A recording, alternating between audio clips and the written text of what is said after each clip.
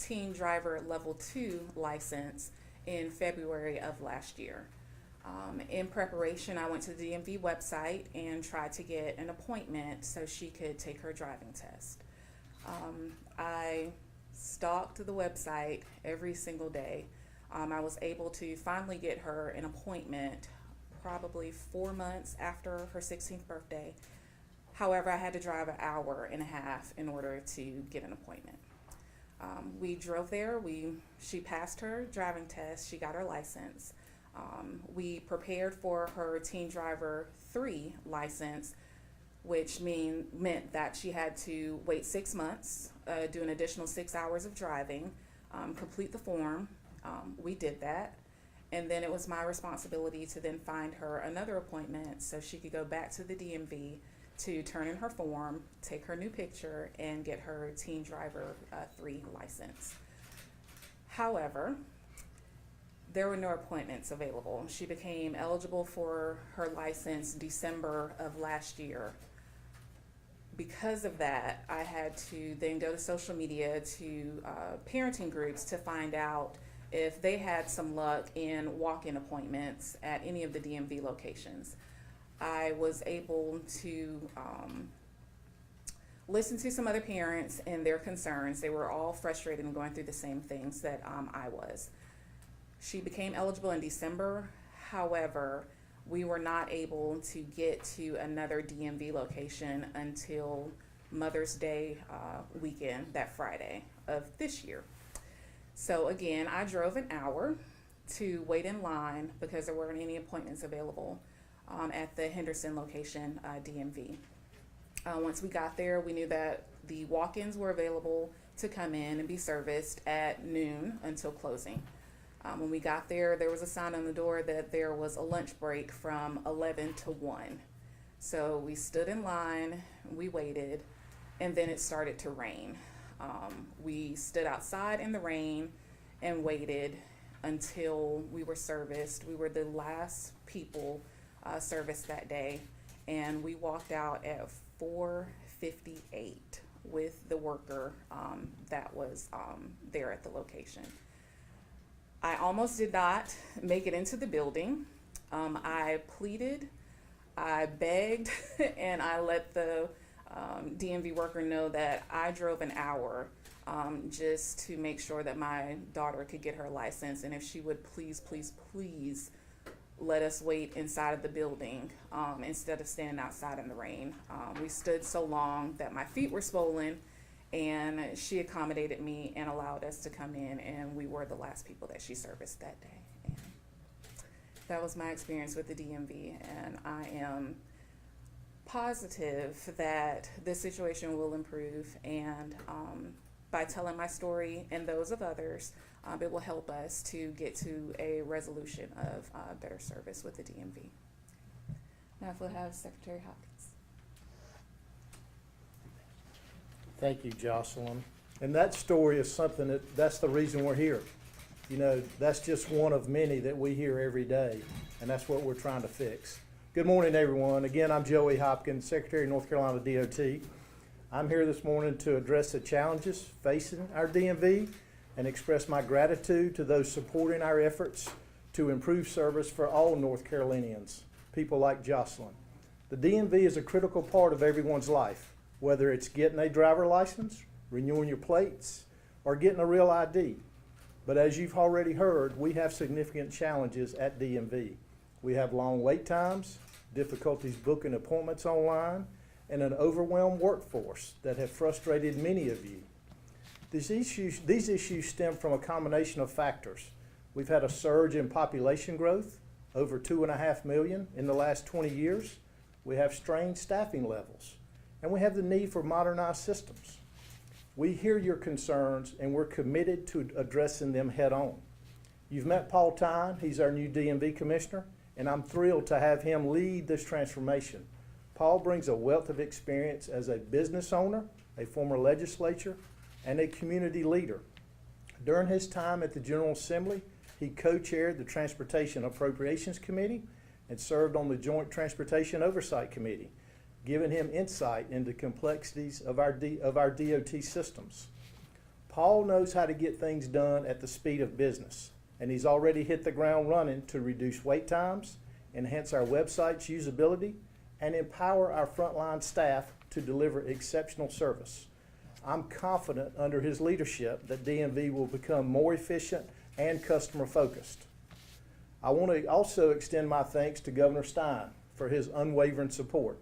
His vision for a more responsive DMV is clear, and his proposed budget, which includes funding for 61 driver's license examiners and 24 additional staff for new and expanded driver's license offices, will help us meet the demands of our growing state. I also want to thank our state auditor and his staff for their oversight, which will help us identify areas for improvement and also ensure that we're accountable to the public. Their work strengthens our ability to serve efficiently. Finally, I'm grateful to the legislature for their partnership.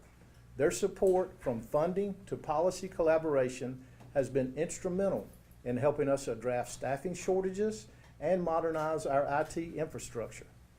The road ahead, though, is not without challenges, but with Paul's leadership, the governor's support, the collaboration of our auditor and legislator, we're paving the way for a DMV that North Carolinians can rely on.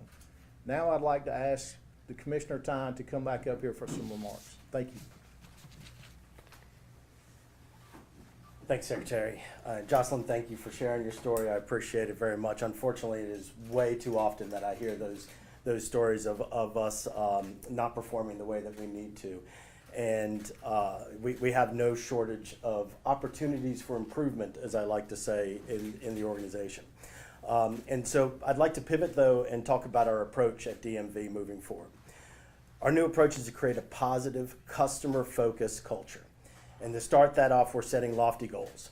I want us to become a premier customer service organization, not just a great DMV, but a premier customer service organization. In order to do that, we need to empower our frontline staff.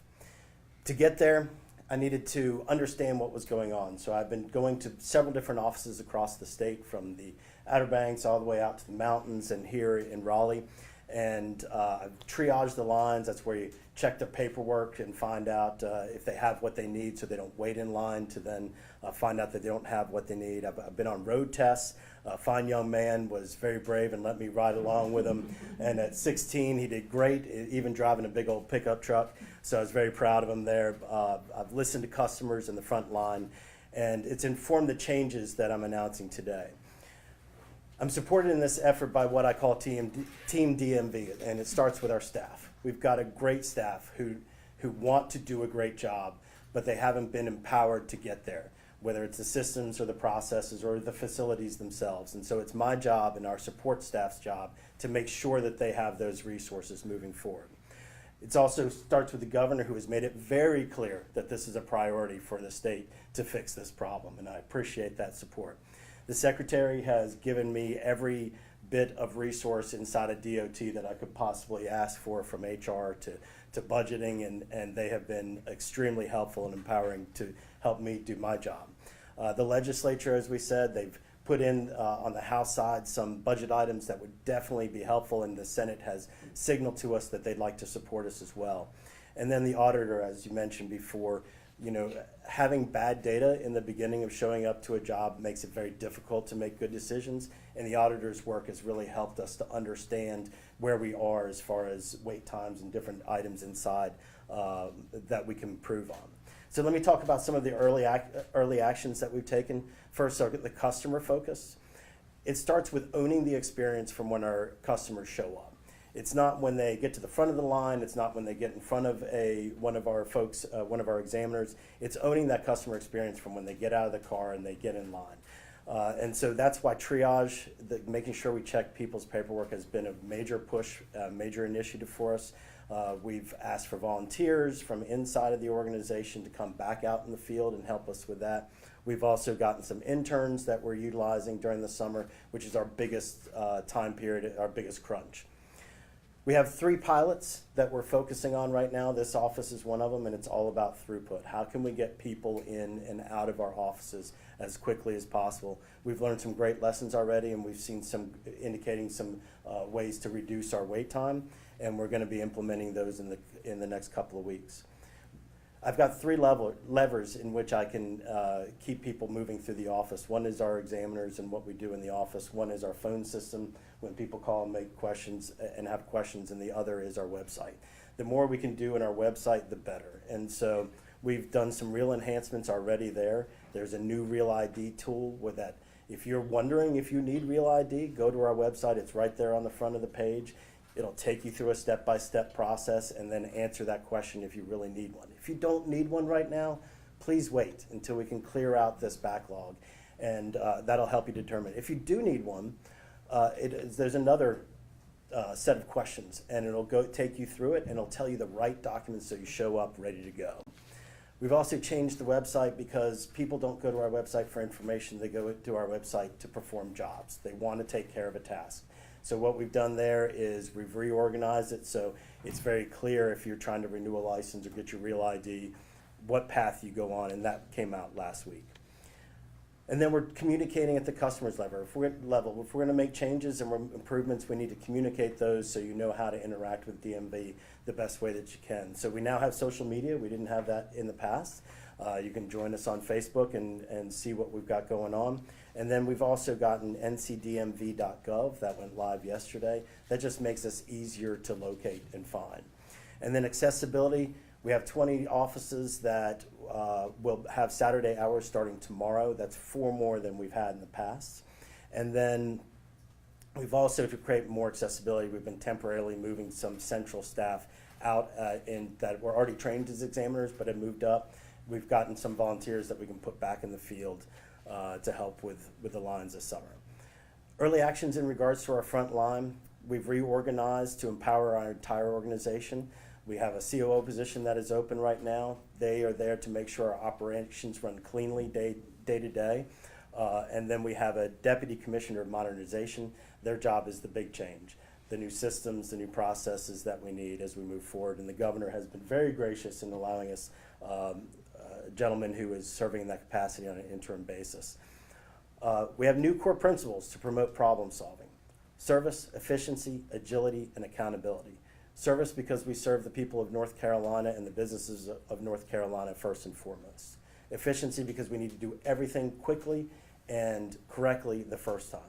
Agility, we need to be able to problem solve and meet the customer where they are. And then accountability is not to point fingers at our people, it's to empower them and say, you are accountable for your job, so go make it work the way that it needs to work. A great place to work equals a great place to visit. So that's another focus spot, and we need to keep great people like Tanika here there. So we have changed, we've created a career path for our examiners. We've also increased their pay so that we can recruit and keep the folks that we've got there. We've ordered new equipment. We've also ordered new uniforms. It's the first time in 5 years. We need people to have pride in their work and feel good about what they do in order to give a great experience to our consumers. But we definitely have a long way to go. These are just the first projects that we're announcing. They're not going to help the people that are standing in line today. They're not going to help the people that are looking for appointments today. But know that we are working to fix those problems as we move forward. We have great people in DMV. My job is to empower them. But I'm asking for your patience during the summer while we make our changes. This is our highest time. Know that we're working. Know that these folks have not been empowered the way that they need to, and that's my job to do that. So I have not gotten them there yet, so I apologize for that, and to all the folks that are standing in line and frustrated with the way that they receive our services. So the last thing is we're going to make a lot of changes, which means I won't get them all right. If we're going to move this fast, we're going to have to make some failures along the way. I would like your feedback. And so there's different ways to do it. You can go to our website, click help, and then you can enter comments there, and we're looking at those. You can tag NCDMV on social media, and we'll pick it up there. Or you can call 919-715-7000 and let us know how things are working or not working for you. Now, y'all are in for a treat because Ms. Tanika Williams, our senior examiner here, has built a culture, even with all these frustrating things. I walked in the office today and just said, hey, this is what's going on. I got my boss and my boss's boss here, and we're here to talk about our issues and how we're going to move forward. And a woman stopped me, she goes, I just gotta tell you, the people here, even with the line and everything else, are great. And that's largely the responsibility of Ms. Tanika Williams. Yeah. Thank you. Thank you so much. Good morning, everyone. Welcome to the Raleigh East office. I am Tanika Williams, the senior here. I have been with the DMV for 10 years, and I have been the senior examiner here at this office for 4 years. I opened this office from the ground up. As you saw as you came in today, I have a very busy office. It's obvious we need a little more people to meet the demand here. We only have 7 full employee positions for our 15-station office. On average, the customers are waiting a little more than 3.5 hours. We've been piloting a walk-in only service here with no appointments since May 5th. The line starts moving first thing in the morning at 7 as opposed to when it was before at 12 noon. Everyone shows up, first come, first in, first out without their appointments. Things are getting better, but we still have a long way to go. Wait times are starting to move down, and the morale is up. I feel the morale is starting from the head with the supervisor. I feel like my team likes it, and most importantly, the customers are able to see it. Before I get back to work, I want to thank you all for being here. Thank you for hearing us and also seeing us. It was nice to meet everyone today, the secretary, the governor, as well as re-meeting our commissioner, and thank you for all the progress that has gone on thus far to help us to get to where we are headed. Commissioner Stein, it was great to see you again today, and thank you for listening and for the support you have given us. It means more than you know. And now I have the honor of introducing our governor. I'm feeling pretty good today, y'all, because I feel special that I get introduced the governor. It's not uncommon for a commissioner to stop by an office and see all the examiners and greet and meet everyone. Also to have the secretary here as well, or the governor coming to your office. It's a first. I've got all 3 in one day on a great Friday, so I'm grateful. Josh Stein is honored to serve as North Carolina's 76th governor. Governor Stein is committed to creating economic opportunity for every North Carolinian, investing in public schools, developing our workforce, and keeping people safe. The governor is dedicated to providing effective and impactful services for the people of North Carolina, including making state services accessible and recruiting great public servants. Josh and his wife Anna are members of Temple Beth Orr in Raleigh. They are the proud parents of Sam, Adam, and Leah, who all attended North Carolina public schools just as they did. So without further ado, I would greatly be honored to introduce our governor. You're welcome. That was great. Good morning, everybody. It is my pleasure to be with you all. I want to thank Secretary Hopkins, Commissioner Tyne, Senior Examiner Williams for joining us today. It's been really inspiring to be with you, to see the interaction, the quality of interaction you have with the customers when they're waiting in line, and you take care of business, and I can see you're going to do excellent. Jocelyn, thank you for coming forward with your story. We wish it were a unique story, but really you are here speaking on behalf of thousands and thousands of North Carolinians and the immense frustrations that people legitimately have in dealing with the DMV. We pretty much all need the DMV in North Carolina, and what we want is for this organization to work for the people of North Carolina. We have heard today, and you all may know from your own experiences, that there's serious problems at the DMV. People shouldn't have to line up for hours at the DMV or take days off work or use their vacation time in order to get their driver's license or whatever other business they need. Our DMV employees need better working conditions and more support so they can more effectively provide high quality service to all North Carolinians. At this location alone, as Senior Examiner Williams said, more than half of the spots of the workspaces are empty because we do not have enough examiners. Cuts in half the number of people who could be served from this place because we just simply do not have enough employees. As a state, we cannot have more stories like Jocelyn's. We have to get DMV working better for our people. We can do it now, and we must do it right. That's what I said to Commissioner Tyne when we hired him last month, and I I shook him, and I'm like, are you going to take this job? Do you want this job? And he was unrelenting. He said, this is something that we can do better, and I am prepared to do my part to help us address it. So I thank him for hitting the ground running. As he said, he's been visiting DMV offices and talking with customers and employees alike all across the state. He's working on a plan that will help us to improve DMV. It's not that complicated. It's about process improvements at our locations so we can move customers through more efficiently. It's about a better website so that more people can take advantage of more services online so they don't have to come into the locations in the first place.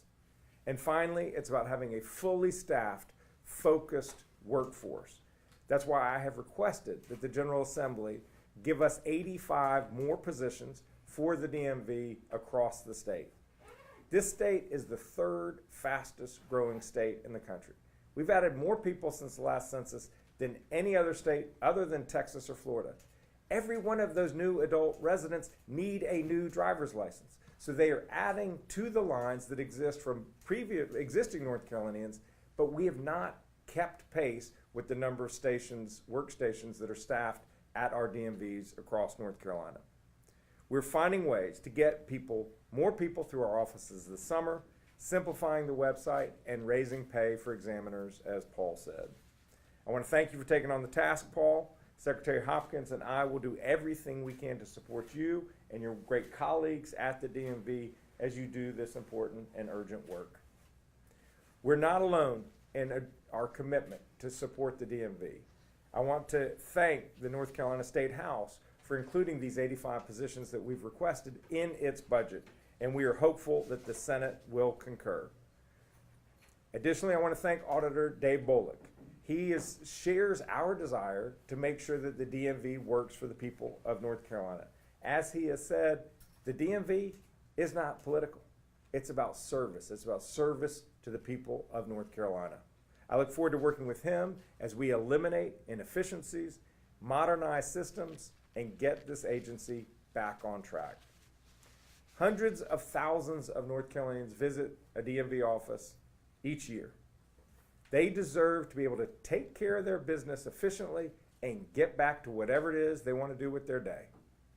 That's why we are committed to tackling this problem head on so that the DMV serves the people of North Carolina at the level that they deserve. At this point, be happy to take questions and you can address them to any of us. Governor, I know that the commissioner said it's not going to change today. What is the timeline for when you expect to see change, and what are the benchmarks that you want to see? Yeah, well, we have a lot of hard work ahead of us. Things like bringing on new examiners. We have to get the legislature to agree with that. And then once they give us the authorization to hire these 85 people, we have to then hire the people. Then we have to train the people. So it could be months before those new positions are filled and they're actually helping us to reduce throughput. He's already done work on the website, so that's going to help us so that fewer people have frustrating experiences when they actually come to a location, because they know whether they need to be there or not, and they know what papers they need to bring when they do so. Every time somebody comes with the right documentation, speeds it up for everyone. Because if you come, you wait 2 hours, you get to an examiner only to find out that you don't have the right paper, you then have to repeat it another day. That adds another body to a line on another day when we could have ended that experience at that first visit. So we want to make sure that people have the right information. Paul, do you have other comments? Yeah, so, we need a whole system overhaul. So long picture, we need a strategic plan and all those things, but we're not waiting for any of that to happen. We're waiting on systems to respond to us right now so we can make what we know based on our pilots is a major change that will immediately help throughput in the organization. We have things, we're gonna make changes every week as we move through and make progress, and what we monitor is wait times, right? Right now, I can't build a great customer service organization, but I can increase throughput. Then on the back end, once we've cleared out all the folks that have been waiting and trying to get appointments and everything else over time, then we can improve our customer service as well when we have normal amount of people trying to meet our services. And Commissioner, you are obviously brand new, welcome, first of all, and you inherited all of these problems. Can you talk a little bit about how we got here, and then in your first few weeks, like actual tangible things that we can tell the viewers that, like, if you are going to the DMV next week, this is a change you're gonna see? So how I got here, is that, what was that the first part of it? Like, how we got here. Oh, how we got here. You know, we've always talked about how many people that we have that are out there. I think that really my focus has been how we move forward, assessing where we are today and how we move forward. It really is not pertinent to me unless there are lessons learned how we got here.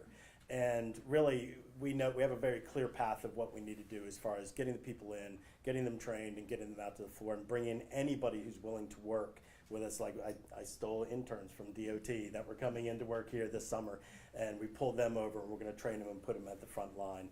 So really, our focus is about moving forward. And I apologize. What was the second part of your question?